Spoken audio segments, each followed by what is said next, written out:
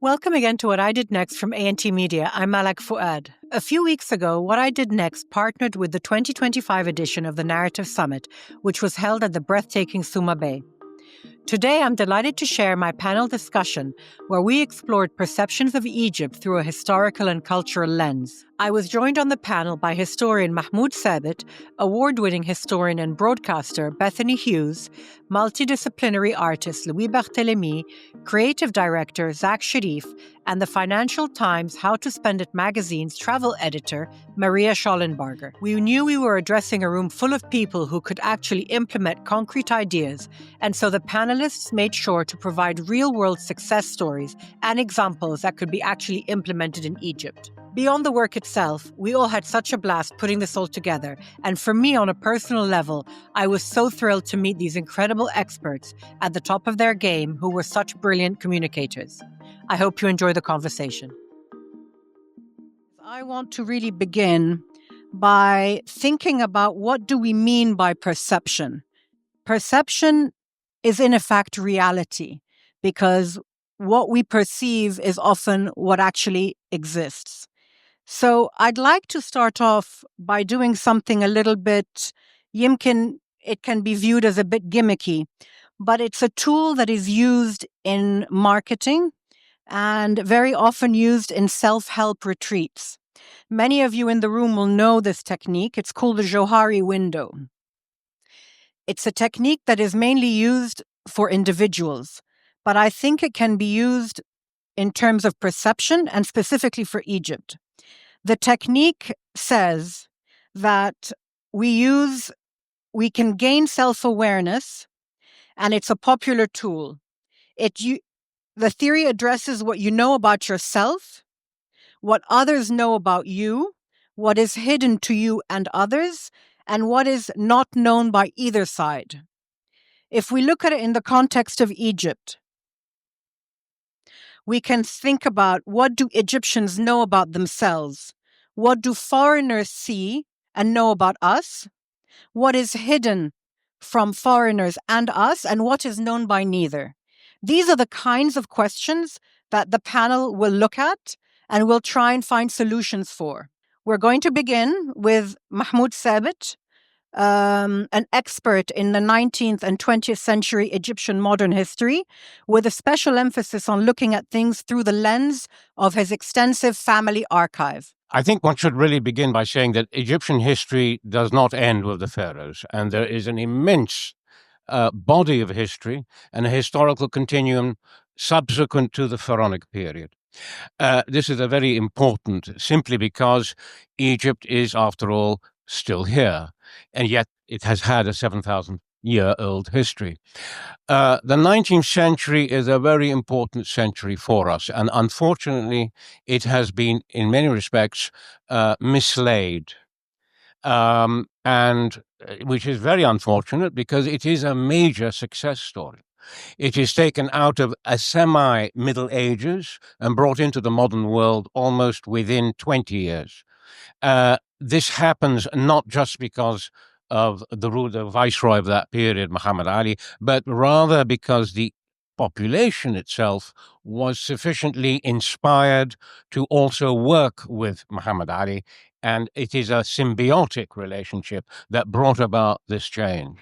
And it is an immense change. Within 80 years, Egypt had become a major economic power in this region. It had many advantages to begin with, one of which I think, which is a very important one that should be mentioned, is the fact that Egyptians are products of institutions, not products of minorities, not products of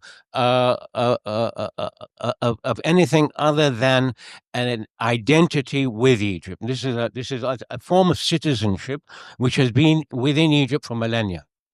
And this is a great strength, and this gives it a degree of modernity already. Today, we seem to have written off this history, which I think is very unfortunate, simply because history is within itself a sense of identity. It gives us our identity because, after all, it is our forebears who participate in this historical continuum. Therefore, forgetting about it, we lose a lot of our identity when we do so. And when that does happen, and I might add, this has also happened for periods prior to that, from the Middle Ages onwards, we begin to neglect the legacy that was left to us from these periods. And here I'm mentioning the fact that Cairo has probably one of the richest vocabulary of Islamic architecture in the world, simply because it survived the Mongols, survived the Crusades, etc. We have the full vocabulary of Islamic art there, yet it's been allowed to be neglected. It's beginning to be restored now. There's a lot that can be done, and there's a lot of stories. In fact, the human element and the human story that's involved within the Egyptian historical continuum is fascinating, and yet it is not very well known, but is very well chronicled. We know it. It's all there. It's just not been looked into. Yes, I think definitely we have lessons to learn from that particular period. Very important lessons. Bethany, welcome. Thank you. We're thrilled to have you in Cairo. Why don't you give us a little bit of a sense of how you view this perception question? Well, I think as well as perception, it's interesting to think what culture is and what history is. So this is the title of this panel. I mean, one thing, as has been said, I'm a historian, but I also I'm a producer in the cultural industries, both in what's slightly depressingly termed old media, television, and new media and future tech. So I think constantly about the past and also about the possibilities and products of the future. And one thing I see as an absolute constant through time, and I'm not just talking centuries or thousands of years, but tens of thousands of years, is that we are hardwired to seek culture in our lives in times both good and bad. So if you look back 40,000 years ago to the Swabian Alps in Germany, people were making beautiful sculptures of lion-headed men out of mammoth ivory that took 372 hours to make. And this was a time where disease and death and attack by large mammals was absolutely certain, but they decided to put that time aside for culture. And again, in the Bronze Age, so the height of the Pharaonic period that's so celebrated in times of total war, people in Greece and Lebanon and even in Italy would order up artifacts made in Egypt, because at that time, made in Egypt was the kind of counter of what made in China today for us means cheap. Made in Egypt in the historical period meant something that was extraordinary. And people, even though they didn't have enough to eat, would choose to take this culture. So culture really matters to us. And I think we can understand that when we look at the word culture itself, because culture isn't a thing. It's not a product. It's not a place you go to. Culture is a process. It comes from the Latin colere, to cultivate. So culture takes work. It's more to do with tilling the soil, of addressing the world with respect, of cherishing, of really trying to make things grow. And I was very interested in the previous panel where there was a discussion about the GEM and the restoration labs in the GEM.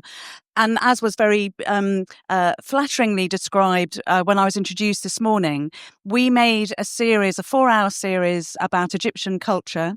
Some of the scenes were in the restoration labs of the GEM. And those programs have been watched by 450 million people worldwide in 120 countries, and increased the tourism to Egypt by 4 times in the UK, because people were interested in that process of culture, of seeing it's almost kind of culture deconstructed. So culture matters, history matters as well. So fascinating what you're saying about history being identity.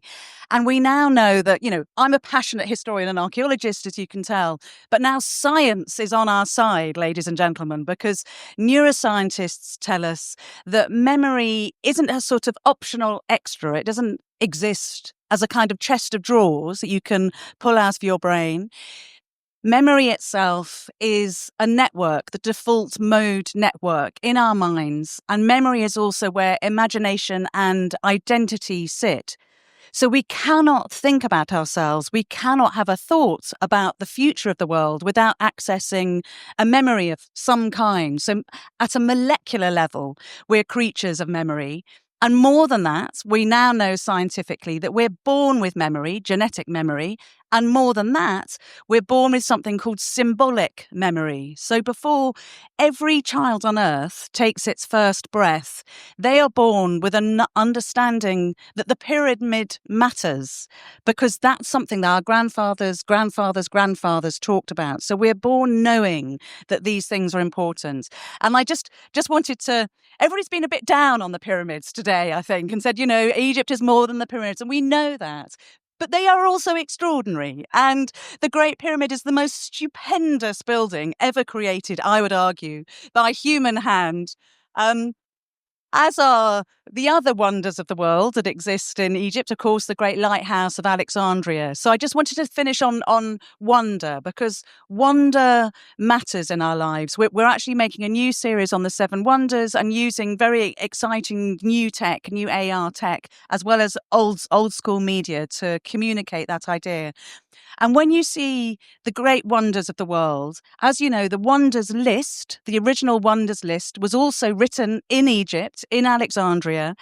And the original Seven Wonders list wasn't something that was dead and passive. It was an active encouragement for people to travel, to visit these wonders, to have a haptic, authentic, once-in-a-lifetime experience of them. And that's because the same is now as it was then, that wonder makes us engage. And if we engage, we understand. And if we understand, we care. And if we care, we love. So my experience and my challenge to everyone in this room to make history, culture, arts and wonder in our world that can feel a little unwonderful at times, an act of love. Thanks, Bethany. That's truly amazing. Underlying everything that we're talking about, of course, is the power of soft power. These are things that touch the soul, that we have emotional connections to. And you, as someone who was raised in the UK, to have been touched at the age of 5 by our soft power is very emotional for us as Egyptians. So that was really lovely. Thank you. Thank you. I'll just add, it's also hard economic power. So when people wonder at things, they put money in their pockets and they pay to come here. Of course. Louis Barthélemy is next. Louis doesn't need a lot of introduction at all. I think a lot of you know him. An amazing illustrator, an artist, a lover of culture and a lover of art, and a big proponent of sustaining craftsmanship, encouraging crafts and finding a way to keep that moving into the future. As Malak just mentioned, I'm an artist, a multidisciplinary artist, and my work is very much rooted in deep conversations and collaboration with craft masters in Egypt and beyond, from Benin to Uzbekistan, and trying to revive and anchor those traditions which are passed on generation after generation into a contemporary narrative, a contemporary conversation, and trying to channel those crafts and direct them in a way that they become attractive and compelling to a younger audience today, and not remain stuck as museum relics or kitsch souvenirs found in shops. I think it's important to see craft and those communities of makers as an ambassador of culture, ambassador of an identity, which is extremely precious in a very globalized and standardized world. And I think these profiles really have to be dignified and celebrated. So what I've experienced from all those years in Egypt is that very often this know-how, this preciosity is undervalued, overlooked, and very often stuck. It isn't being passed on. The craft masters I work with tend to be aging, and there is an alarming question that I keep asking myself: who will take over? Where will those communities be in a generation or two?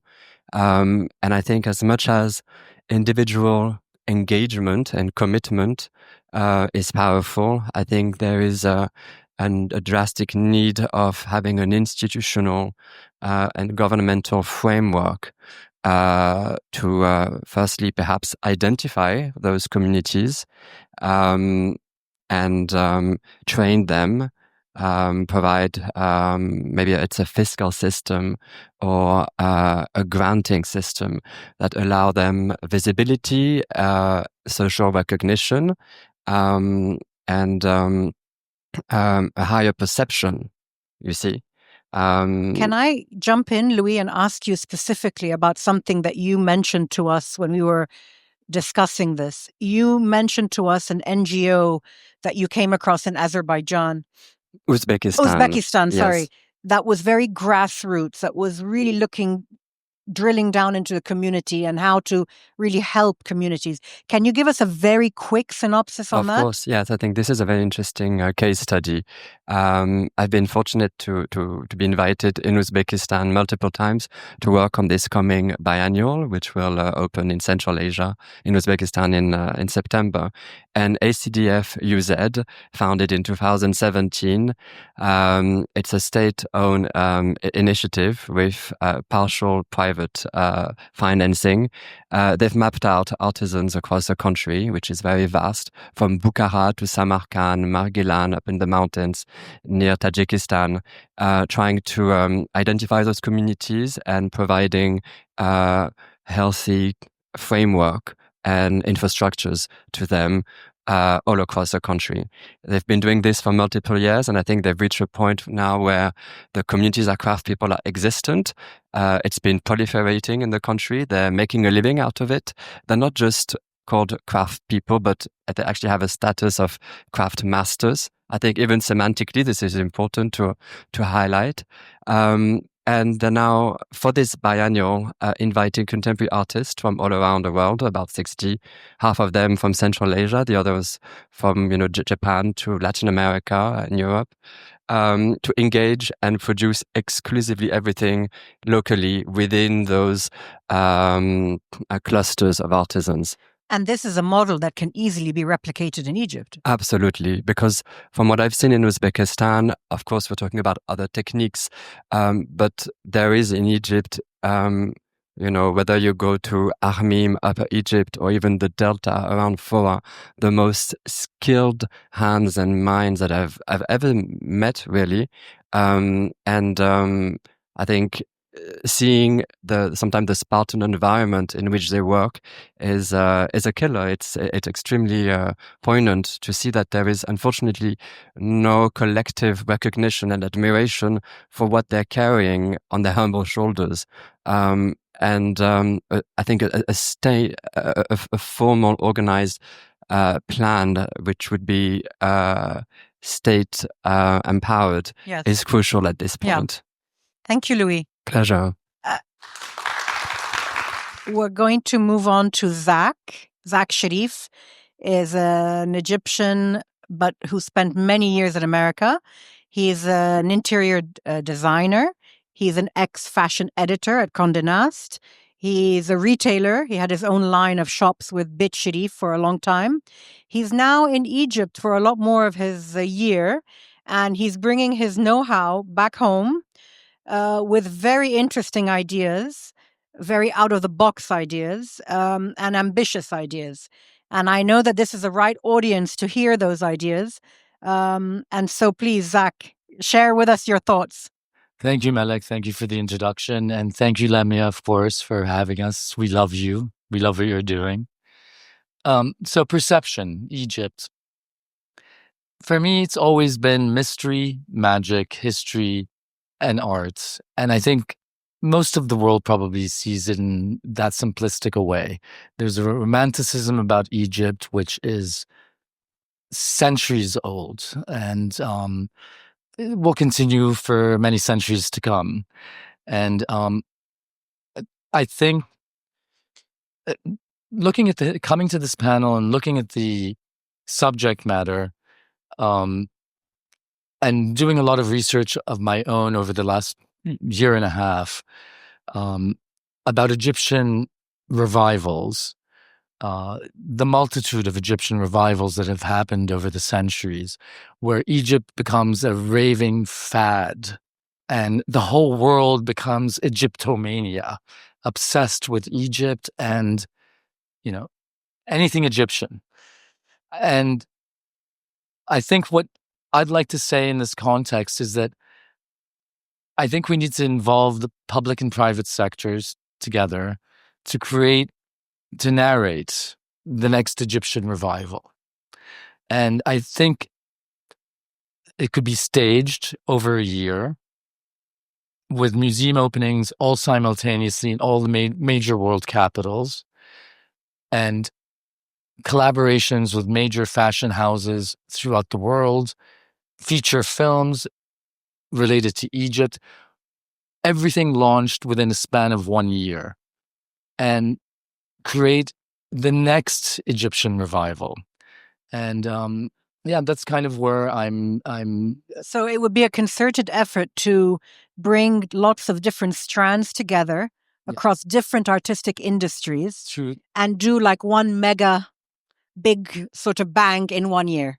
In one single year, sporadically throughout, small collaborations, not massive projects, tiny small projects, collections, art exhibits throughout the world, but all timed to fall in 1 year. Yeah.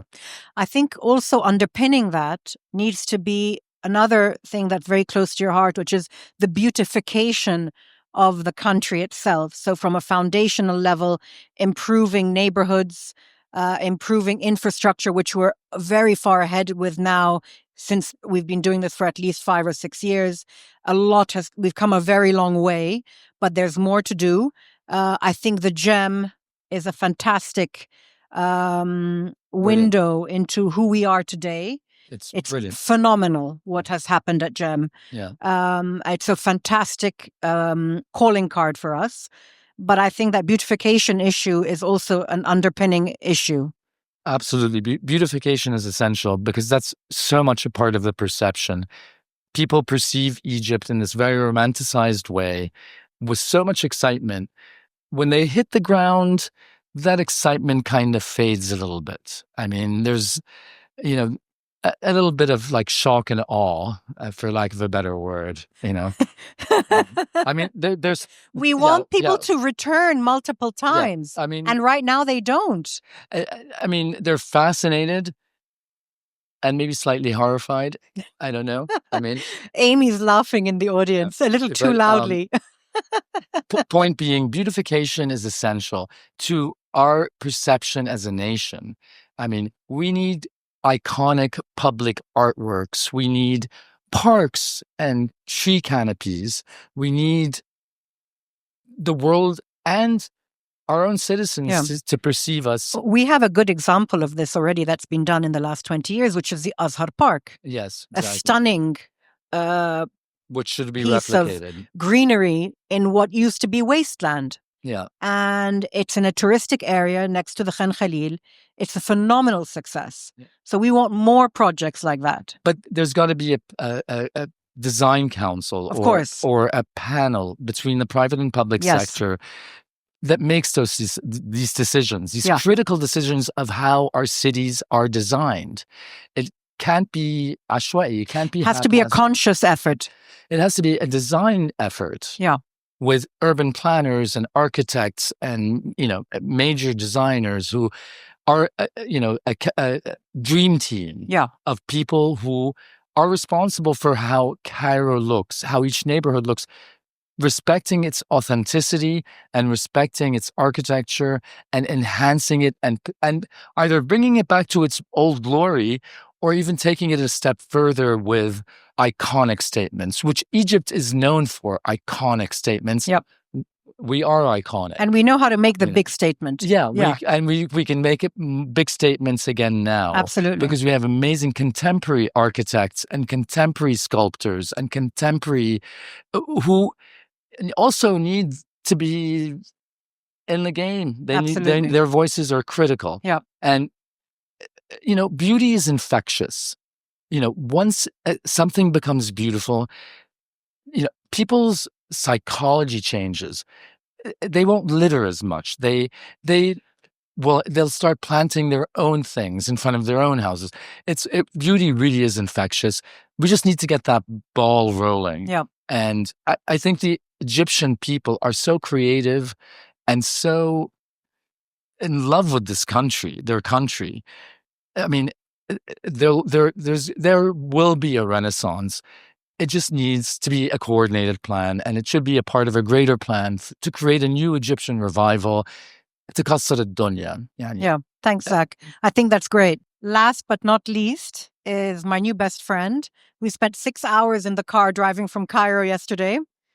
We didn't know each other before. We know everything about each other now. Really well.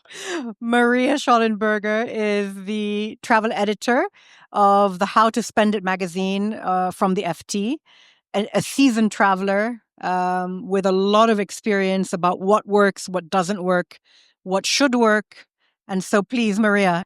I am based in London because I work for the FT, but I have the privilege, of spending several months a year in Florence, in Italy, which is like living in a constantly evolving, iterating experiment in case studies for how to create environments that keep things alive, both for the people who live there, the Florentines, and for the millions of people who visit it. Some of you might know that Italy is the second most visited country in the world. Most of you know it has a patrimony not dissimilar at all to that of Egypt. It goes back to early antiquity, all the way through to very important 19th and 20th century artists, built environments, 21st century also. And Florence in particular is really rich in case study opportunities because they've had to think very carefully. This little medieval city doesn't lend itself very well to the kind of visitors, particularly mass tourism, that is now kind of inundating it. Things that pop into mind, Palazzo Strozzi, which is a very wonderful contemporary art museum. What was great about the Fondazione Palazzo Strozzi was it involved Florentine founding families. Leonardo Ferragamo was one of the early chairmen, but also people from the private sector. Lorenzo Binismaghi was one of the earliest chairmen as well. There were museum directors on it, ministers on it, but people who also really put their money and their ideas behind it to propel it forward. And there's a Tracy Emin show on there right now. And 2 months before, there was a Helen Frankenthaler show. So, which both makes Florentines very proud and re-engages them in the idea of this building that's 850, 900 years old with one of the most well-known contemporary artists in the world. And then tourists who might only have come to see the Duomo, the San Miniato on the hill, are walking by Palazzo Strozzi and it says sex and solitude in neon. And they're like, this does not conform to my idea of what this city's about at all, but I'm very intrigued. And it's modern and it's innovative. The Manifattura Tabacchi at the other end of the city was funded by a fund called Airmont, Swiss-based, I think, that in another public-private sector initiative, these disused buildings from the late 19th century were completely renovated and converted. They now hold an outpost of the Politecnica, which is Italy's most prestigious fashion university study program. There are subsidized residences for artists and people studying at the university. There's cafes. There's some interesting chefs. There's chef spaces just for pop-up events there. It reminds me a lot of what Karim, if he's here, has done, that not just rebuilding downtown, which I had the privilege of writing about because I found it so inspiring, but also creating spaces where people, I wasn't here during Ramadan, but I remember seeing my entire Instagram feed seemed to migrate over to what was it Hoda who put that together? Everything that was happening in the Al Ismailia space, that was brilliant. And it made me think that there's already so many inspiring things happening in Cairo that I see along those lines. And it would be amazing to take them out. And do I have time to just give one more really quick example? Italics.art, I believe, is it is a coalition of 62, 63 Italian art galleries born of COVID from across all antique dealers all the way through to super contemporary art. Victoria Miro, Lorcan O'Neill, Larry Gagosian, people who have presences in Italy because of the Biennale in Venice. They all got together, all the walls between the silos of their disciplines, antiques, old masters came down, and they bonded together to keep the idea of Italian culture relevant during COVID and post-COVID. They created an event called Panorama. It's a roving 4-day art festival that leverages lesser-known destinations on the Italian peninsula so as to create awareness about those destinations. And every artist brings one work of art. So you have antiques against a Tracy Emin work in a 15th century abandoned cathedral. It's one of the most kind of stimulating, spectacular way of enlivening the culture across all the eras, and takes it out of, the Forum and the Duomo and into a living, breathing version of the country. So lots of case studies. Come visit. I know that everyone's really hungry. I want to leave you with one thought. So I'm reading right now the new novel by the amazing Nigerian writer Chimamanda Ngozi Adichie. It's called Dream Count. It's a book we've all been waiting for 10 years. In it, she describes a conversation between one of the characters and the character's father. And I'm just going to read out this quote. The father says, "My children must carry on. When I die, I want to know the business will continue growing." Once I asked him teasingly, "Why should it matter, Daddy, if you're not going to be here?" He answered, "We want what we've made to stay long after we've gone. That is how we seek immortality." And it struck me that this was an amazing analogy for how to look at Egypt with its majestic and awesome history. It begs the question, how do we shape a future in its shadow? Thank you.